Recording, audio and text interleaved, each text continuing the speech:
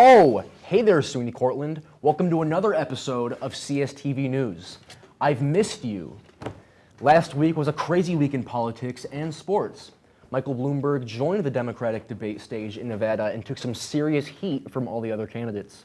It's like I always say, if you can't take the heat, don't cook spicy burritos over an open flame. Last week in sports, NASCAR fans had a serious scare during the Daytona 500 when driver Ryan Newman crashed his car in the final lap.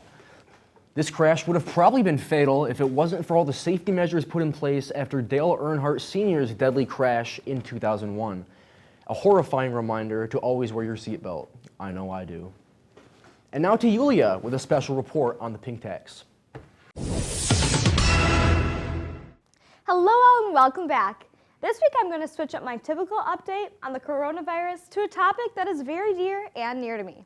So yesterday I was scrolling through Instagram, watching stories as normal, catching up on things, and I came across a story about the pink tax. Now I have knowledge on the pink tax, but that's not the case for everyone. So a pink tax, according to listenmoneymatters.com, refers to the extra amount of money women pay for specific products or services. Sometimes you'll see or hear it referred to as price discrimination or gender pricing. Do you know that most people aren't even aware that they are paying for the pink tax? That's absurd. We can see that there are several gaps in the genders, such as, but not limited to, the opportunity gap or the wage gap for reference. So what is the message that is being conveyed by these gaps? I interpret it as saying that a certain gender is better than one other, or that they cannot do a certain job the same or better as the other gender.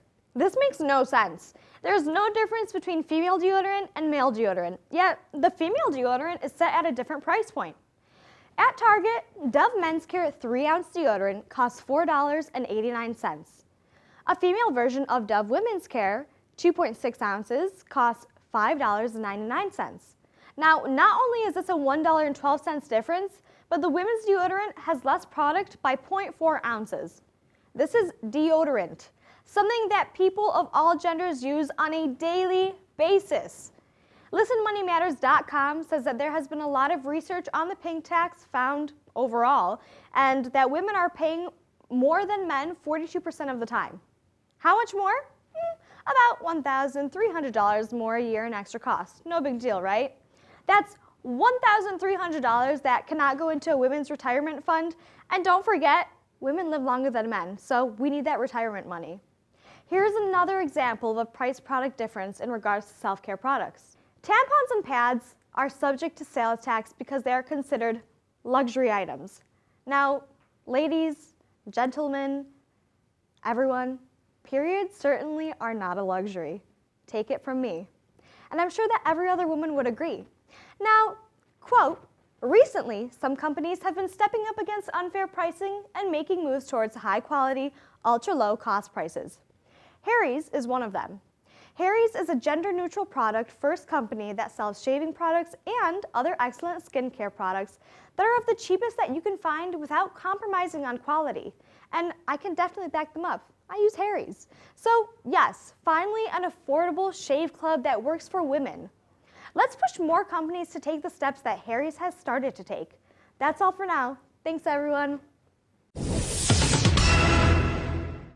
Wow, thank you, Yulia, for bringing attention to this important issue. How dare they? Now to Shannon with a reminder to take care of your mental health. Hey, SUNY Cortland. Whether you're a student, faculty member, or whoever, I hope you're doing well. Oh, that's bad. We all get stressed. Sadly, it is a part of life. It's important to remember if you find yourself stuck between a rock and a hard place, you need to take the time for yourself and take advantage of the campus resources. That rock, it'll always be there. You won't be. The Counseling Center is amazing. The counselors, so kind. Stop into their office in Van Heusen, even just to say hello, or even set up an appointment. Also, each week, there's a Wellness Wednesday event, which is always a great time.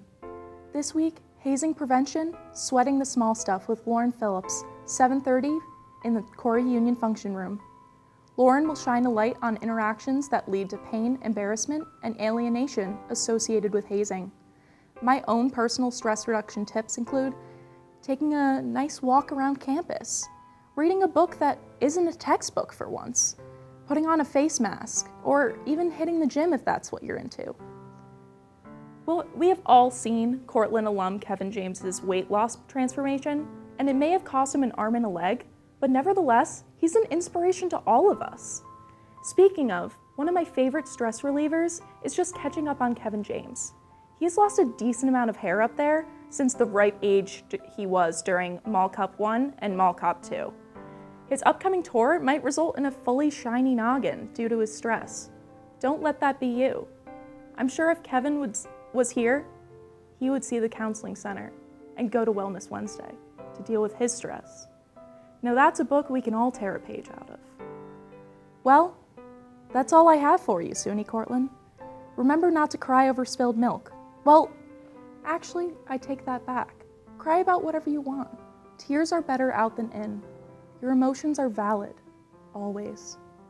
Now back to Jake.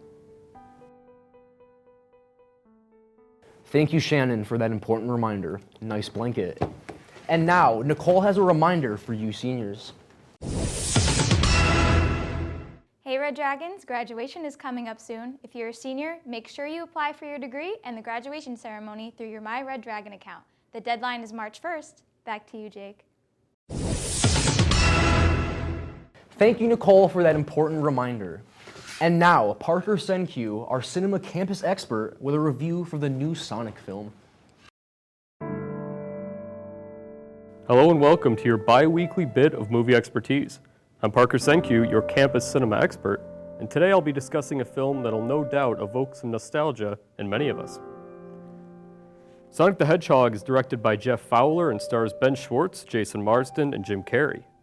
After discovering a small blue hedgehog who likes to go fast, a small-town cop must aid him in defeating an evil scientist who aims to experiment on him. If I could say anything about this movie being made, it's that it's about time. What comes to my mind, and I know that I'm not alone here, is that the careers of Jim Carrey and Sonic the Hedgehog are essentially parallel. Both began shaping their careers in the 1990s and quickly took over their respective industries.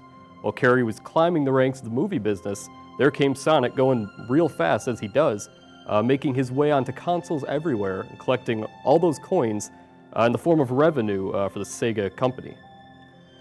I know Carrey has a tremendous amount of respect for Sonic the Hedgehog. He even goes so far as to model some of his fast-paced acting style off of Sonic's mannerisms.